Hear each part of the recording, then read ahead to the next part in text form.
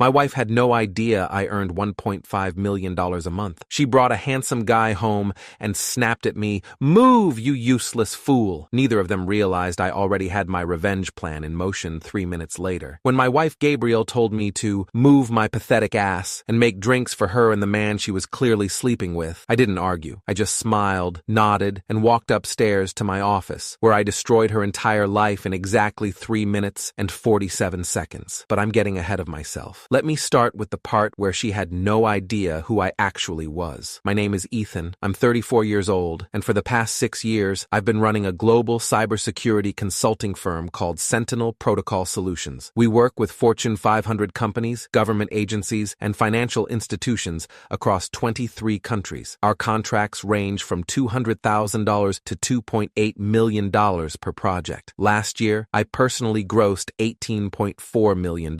This year, I'm on track for $22 million. My wife knew none of this. She thought I was a freelance IT guy who barely made $60,000 a year working from our spare bedroom, troubleshooting computer problems for small businesses and struggling to keep up with bills. I let her believe it. Why? Because 3 years into our marriage, I started noticing things. The way she'd return from yoga class with her hair freshly styled and makeup perfect. The way her phone was suddenly password protected after 4 years of leaving it face up on the kitchen counter. The expensive lingerie I'd find in the laundry that she never wore around me. The credit card charges at hotels in our own city. The Tuesday and Thursday girls' nights that her best friend Melissa knew nothing about when I casually mentioned them at a dinner party. So I hired someone to confirm what I already knew. Vincent Torres, private investigator, former LAPD detective with 19 years on the force. He gave me everything I needed within 6 weeks. Photos, timestamps, hotel receipts, text message logs pulled from cloud backups. Her affair partner's name was Kieran Ashford, investment banker, age 38, divorced, drove a Tesla Model S, and lived in a downtown penthouse that cost $8,700 a month. They'd been sleeping together for 14 months. 14 months of Gabrielle coming home from hotels, kissing my cheek, and complaining that I never did anything with my life. 14 months of her sighing dramatically about how we couldn't afford vacations while she was spending weekends at the Ritz with another man. 14 months of her rolling her eyes when I worked late, calling me boring, asking her mother why she'd settled for someone with no ambition. I could have divorced her immediately. Instead, I decided to wait, because here's what Gabrielle didn't know. When we got married, I'd been earning $180,000 a year doing legitimate IT consulting. Good money, but nothing spectacular. She knew about that income. We'd bought our house, a modest 3-bedroom in a decent Phoenix suburb, using a mortgage I could afford on that salary. What she didn't know was that 2 years into our marriage, I'd pivoted hard into cybersecurity. I'd landed a contract with a major financial institution that needed someone to stress test their entire network infrastructure. That contract paid $340,000 and took me 4 months. I finished in 2 months and used the remaining time to build relationships with their executives. Within a year, I had contracts with 6 more companies. Within 2 years, I'd incorporated Sentinel Protocol Solutions, hired a team of 23 specialists, and was bringing in 7 figures annually. By year 4, I was clearing 8 figures. I never told Gabrielle. I kept our joint checking account modest, $8,000 at most. I paid the bills from there, kept up appearances, let her think we were comfortable but not wealthy. Meanwhile, I had $4.7 million in investment accounts she knew nothing about. I had a cryptocurrency portfolio worth $1.2 million. I had property investments generating $47,000 in monthly passive income. Our house? I'd paid off the $285,000 mortgage 18 months ago. Gabrielle thought we still owed $178,000. Why did I hide all of this? Initially, paranoia. I'd seen too many friends go through divorces where suddenly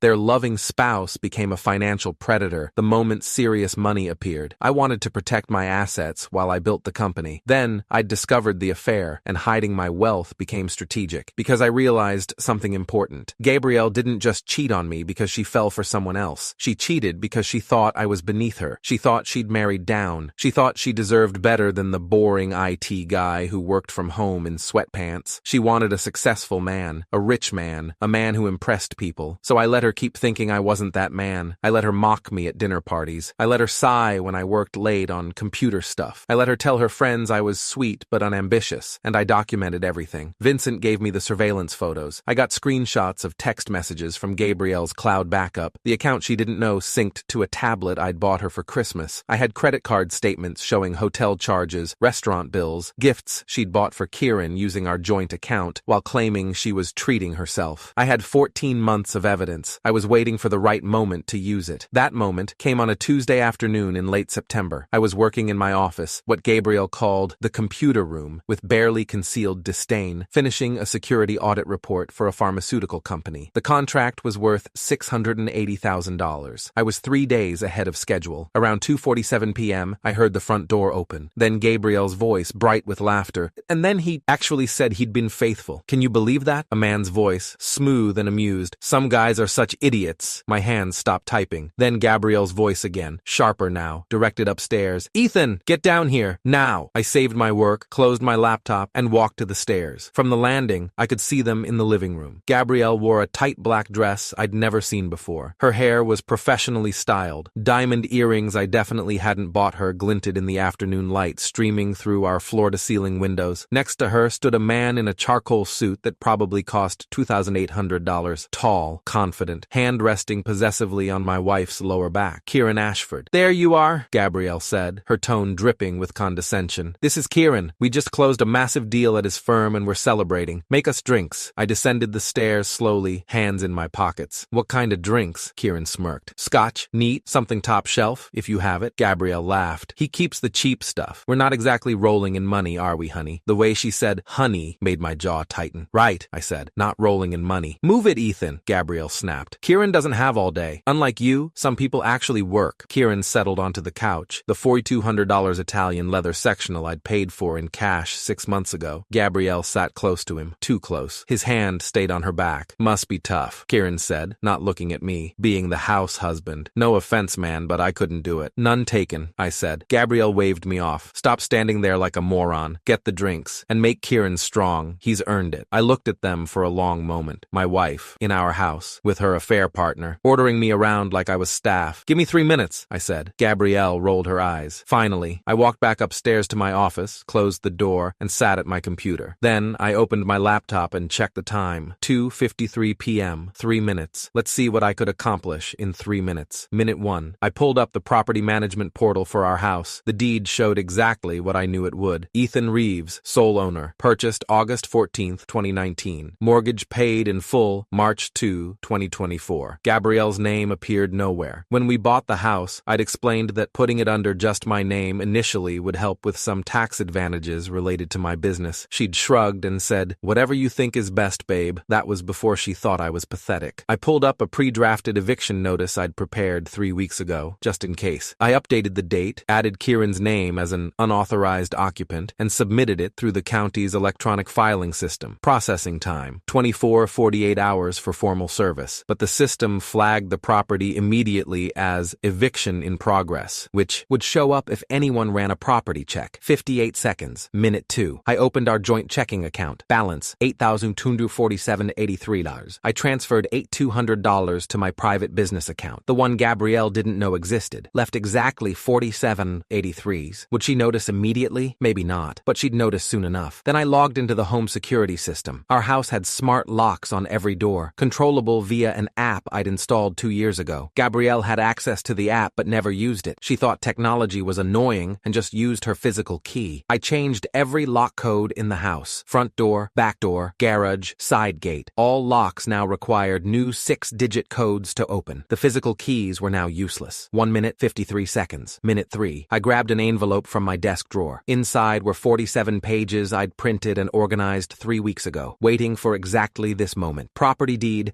showing sole ownership under my name. Mortgage payoff confirmation dated March 2nd, 2024. Screenshot of Sentinel Protocol Solutions, Q3 revenue, $4.2 million.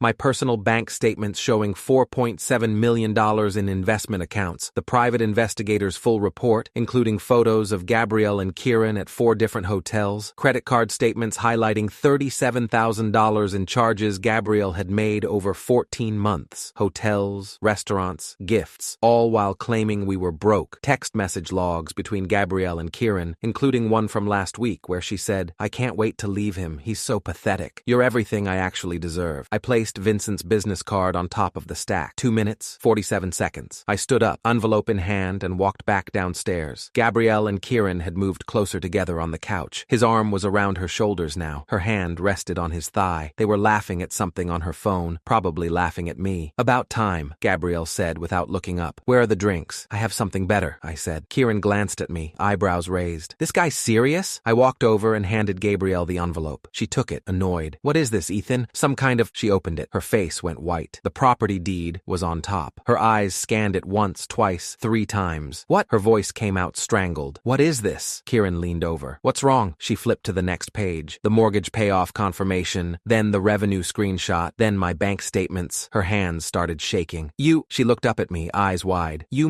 This says you made $4.2 million this quarter. That's Sentinel Protocol Solutions revenue," I corrected. "My personal take was $1.3 million after paying my team and expenses." The color drained completely from her face. Kieran grabbed the papers. His expression shifted from confusion to shock as he flipped through page after page. "Holy shit," he muttered. "This is real?" "Very real," I said. "Keep going. The photos are particularly interesting." Gabrielle's hands flew to the next pages. Vincent's surveillance photos. Her and Kieran entering the Phoenician resort on July 18th at 8:37 p.m., leaving at 11:42 p.m. Her and Kieran at Bourbon Steak on August 3rd holding hands across the table. Her and Kieran at the Royal Palms Resort on September 8th, her hand in his back pocket. 12 photos total. 14 months documented. Gabrielle stood up, papers scattering. "You've been spying on me?" "I've been documenting your affair," I said calmly. "There's a difference." Kieran set down the envelope like it was radioactive. "Look, man, I didn't know." "You knew enough." I pulled out my phone. "You knew she was married. You knew we lived together. You just didn't know I was worth anything." I tapped my phone. Every lock in the house clicked simultaneously. Gabrielle jumped. "What was that?" "The smart locks. I just changed all the codes." I showed her my phone screen. "And filed an eviction notice about 2 minutes ago for unauthorized occupants." "Eviction?" Her voice went shrill. "You can't evict me from my own house." "Your house?" I smiled for the first time. "Gabrielle, your name isn't on the deed. It never was. You've been living in my property. Fully paid off, by the way, while calling me pathetic." Kieran was already backing toward the door. "This is between you two. I'm out." "Good idea," I said. "Oh, and Kieran?" Page 27 has screenshots of the texts where Gabrielle promised to leave me once she secured half my assets in the divorce. Except there are no shared assets, just mine. He froze. Gabrielle grabbed my arm. "Ethan, wait. Let me explain." "Explain what?" I pulled my arm free. "Explain the 14 months of hotel visits, the $37,000 you spent on your affair using our joint account, the text where you told him I was everything you settled for and he was everything you deserved." Her grip loosened. "Or maybe you want to explain why you brought your affair partner into my house that I bought and paid for,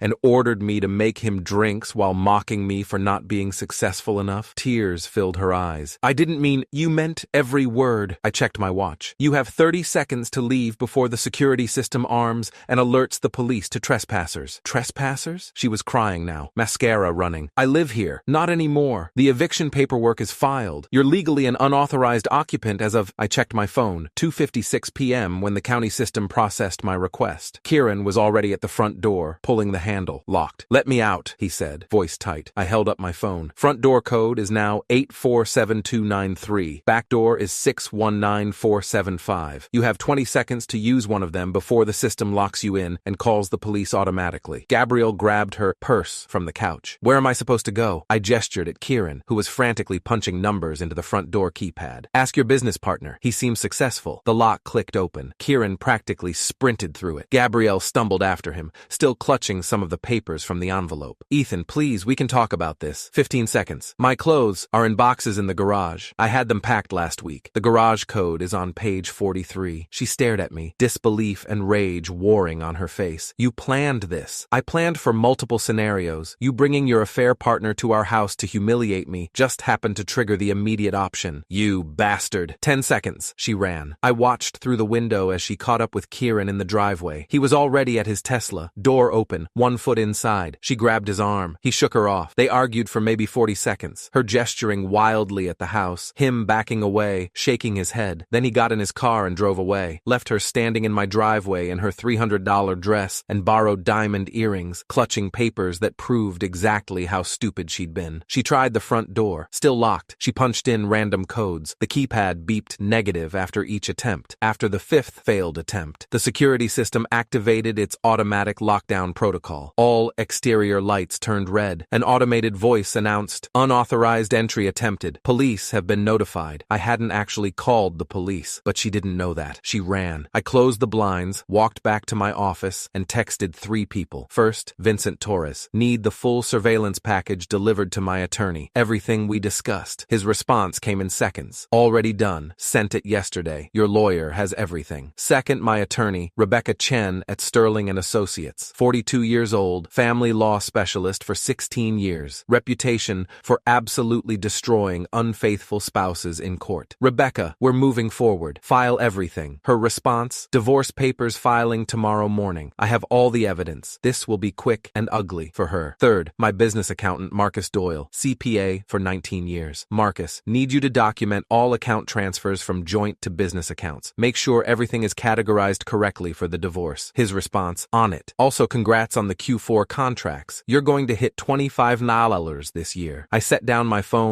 and opened my laptop. The pharmaceutical audit was still waiting. I had 2 days until the deadline. I got back to work. Around 7:15 p.m., my phone started buzzing. Blocked number. I let it go to voicemail. Then another call. Another blocked number. By 9 p.m., I had 17 voicemails. I listened to them while making dinner. The first few were Gabrielle, crying. Ethan, please answer. We need to talk. I can explain everything. You can't just throw me out like this. Then Gabrielle, angry. This is illegal. You can't lock me out of my own home. My lawyer says I have rights. Then her mother, furious. How dare you humiliate my daughter like this? She told me everything. You're a monster. Then Gabrielle again, desperate. I'm at a hotel. I don't have money for more than one night. Please, I'm sorry. I made a mistake. Can we please just talk? The last voicemail came at 11:47 p.m. Kieran's voice, tense. Look, man, Gabrielle won't stop calling me. She says you have photos and evidence and she's going to lose everything. I don't want to be involved in this. Whatever happens with your divorce, leave me out of it. We're done. Her and me, we're done, so just leave me alone. I deleted all the voicemails and went to bed. Best sleep I'd had in 14 months. The next morning, Rebecca Chen called at 8:04 a.m. Divorce papers are filed, she said briskly, citing adultery with substantial evidence attached. I've requested full asset disclosure from Gabrielle and submitted your complete financial documentation showing separate property ownership. How long will this take? In Arizona, with this level of evidence and no shared assets? Probably 90 days if she doesn't contest. Sooner if she signs quickly, she'll contest. Letter. Every day she fights costs her attorney fees she can't afford. You, on the other hand, can outlast her financially for decades. Rebecca was nothing if not pragmatic. One more thing, she added. Your wife tried calling my office 14 times yesterday. I haven't returned her calls. My paralegal documented each attempt for the record. Good. Ethan, off the record, this is one of the cleanest cases I've ever seen. Most people don't document affairs this thoroughly before making a move. You made my job very easy. I had time to prepare, clearly. She paused. Also, I should mention, Kieran Ashford's name appears in the filing as the affair partner. That's public record now. His employer might have some questions if his firm has any morality clauses in their contracts. That's unfortunate for him, isn't it? I could hear the smile in her voice. 2 days later, Gabrielle showed up at my office. Well, not my physical office, my home office, my house. She made it as far as the driveway before the security cameras flagged her presence and sent me an alert. I pulled up the camera feed on my laptop. She looked different. Hair unwashed, no makeup, wearing the same dress from Tuesday, now wrinkled. She stood at the front door, finger hovering over the doorbell. She pressed it. I didn't answer. She pressed it again and again. Then she started knocking. Ethan, I know you're in there. Your car is in the garage. Please, we need to talk. I muted the sound on my laptop and continued working on a security protocol for a healthcare network in Singapore. The contract was worth $1.1 million. Much more interesting than whatever Gabrielle had to say. She stayed for 47 minutes, knocking, ringing, eventually crying on the doorstep. Then she left. That evening, I got an email from her attorney, Donald Price, a mid-tier divorce lawyer with a reputation for taking hopeless cases because he needed the money. The email was professional but desperate. Mr. Reeves, I represent Gabrielle Reeves in your divorce proceedings. My client is requesting temporary spousal support and immediate access to the marital home for the purpose of retrieving personal belongings. Additionally, my client disputes your characterization of the house as separate property and intends to file a motion for equitable distribution of all assets acquired during the marriage. Please have your attorney contact me to arrange a reasonable settlement conference. Regards, Donald Price, Esky. I forwarded it to Rebecca. Her response came in minutes. LOL. He's got nothing. Don't worry about it. Professional, as always. 3 weeks later, I was deposed for the divorce proceedings. The meeting took place in Rebecca's office. All glass and steel and leather furniture that probably cost cost more than Gabrielle's annual salary at the marketing firm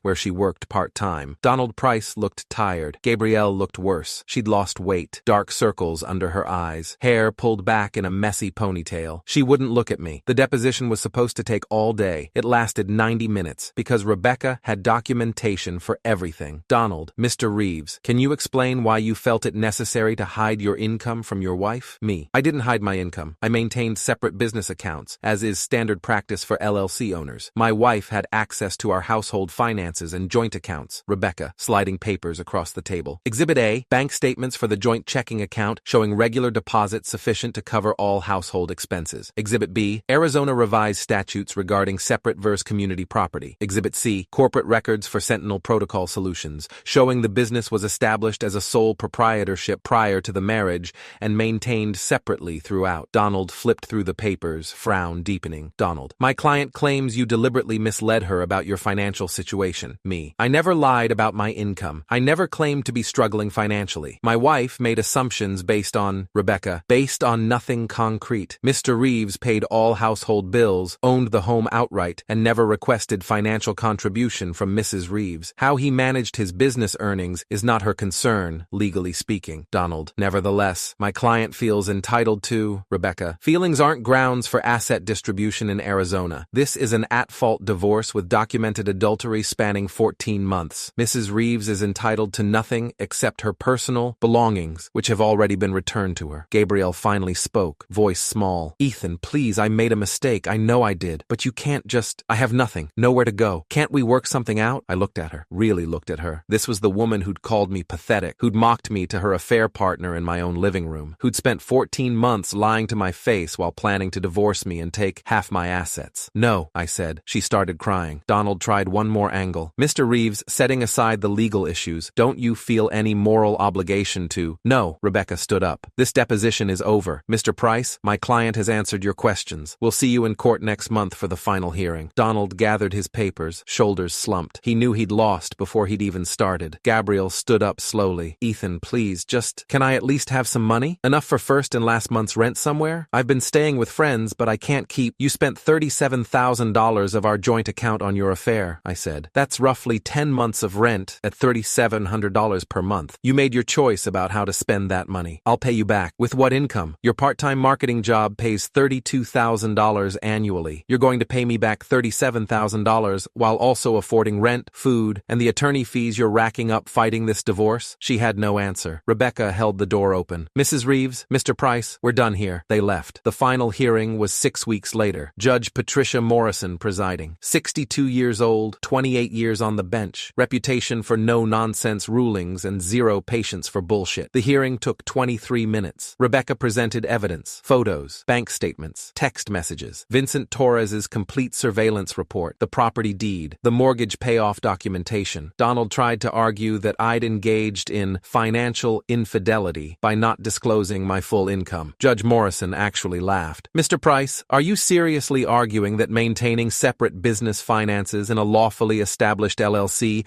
constitutes grounds for asset distribution? Your Honor, my client was unaware. Your client was having an affair for 14 months using marital funds while living rent-free in her husband's fully paid home. Judge Morrison flipped through Rebecca's exhibits. She spent $37,000 on hotels, dinners, and gifts for her affair partner. She filed a fraudulent claim of marital property ownership, and she brought said affair partner to the marital home to humiliate Mr. Reeves. She set down the papers. Divorce granted. All property to remain with Mr. Reeves as separate property acquired prior to and maintained throughout the marriage. Mrs. Reeves is awarded zero spousal support due to marital misconduct. Each party to pay their own attorney fees. Mrs. Reeves has 14 days to remove any remaining personal property from Mr. Reeves's residence. The gavel came down. Donald Price looked like he wanted to argue, but knew it was pointless. Gabrielle just sat there, staring at the table. Your Honor, Rebecca said smoothly, one additional matter. We'd like to request that all surveillance documentation be sealed from public record to protect both parties' privacy. I glanced at her, surprised. We hadn't discussed this. Judge Morrison nodded. Granted, exhibits A through M are sealed. Anything else? No, Your Honor. Thank you. Outside the courtroom, I asked Rebecca, why did you seal the records? She smiled. Because Kieran Ashford's firm has a morality clause in their partnership agreement. If those photos and texts became public record, searchable online, his career would implode. This way, he's just worried, wondering if someone might leak them, living with that uncertainty. You're devious. You're paying me to be devious. She extended her hand. Congratulations, Ethan. You're officially free. We shook hands, and I walked out of the courthouse.